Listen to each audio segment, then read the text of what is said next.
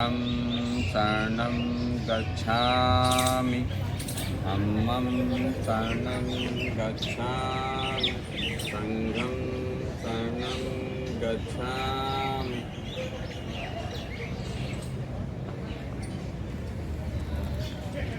आज हम अर्थी बाबा भांटे जी जंतर मंतर पर 21 तारीख को आज यहाँ धरने पे 6वें चरण में बैठा हूँ। आज जो मेरी मांग है वो पूरी अभी तक नहीं हुई, इसीलिए मैं लगातार धरने पे बैठा हूँ।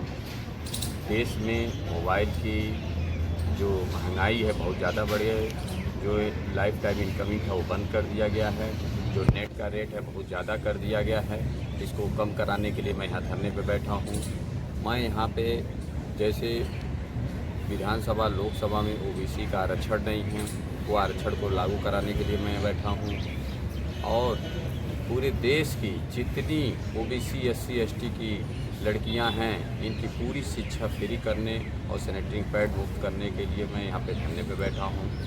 आज पूरे देश में जो आशा आंगनबाड़ी की भर्ती हुई थी कांग्रेस के ज़माने में, इंदिरा गांधी के ज़माने में, उसमें वो समाज सेवी के रूप में उनकी भर्ती कर दिया गया, जो सरासर गलत है। आज मोदी जी से मैं मांग किया हूँ कि वो जो भर्ती हुई थी इसको परमानेंट कर दिया जाए। आज जो बुद्ध विहार पे हम आज काम कर रहे हैं, देश में हर सरकारी ज़मीनों पे मंदिर बन गए हैं, उनके बगल में बुद्ध विहार नहीं है। हम चाहता हूँ जहाँ जहाँ सरकारी ज़मीनों में मंदिर बने वहाँ पर बुद्ध विहार बगल में बना दिया जाए। और जो जैसे एयरपोर्ट पे आप देखे होंगे कि ट्रॉली की व्यवस्था होती है, वैसे ही मैं चाहता हूँ रेलवे स्टेशन पे भी ट्रॉली की व्यवस्था की जाए।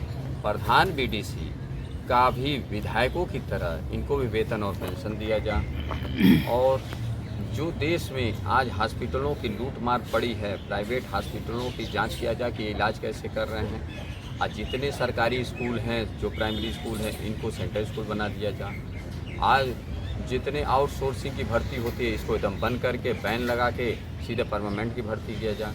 और अधिवक्ता का सुरक्षा बिल पास किया जाए और अधिवक्ताओं को पेंशन और वेतन और आयुष्मान कार्ड भी दिया जाए। और जो कोर्ट में आज लंबित मामले रहते हैं, देरी रहते हैं, उसको जल्द से जल्द वो पेपर कागज़ कोर्ट में जितने लेट हो रहा है उसको जल्द से जल्द दिलाया जाए। यदि मेरी मांग नहीं पूरी होती तो मैं दोबारा धरने पे बैठूँगा।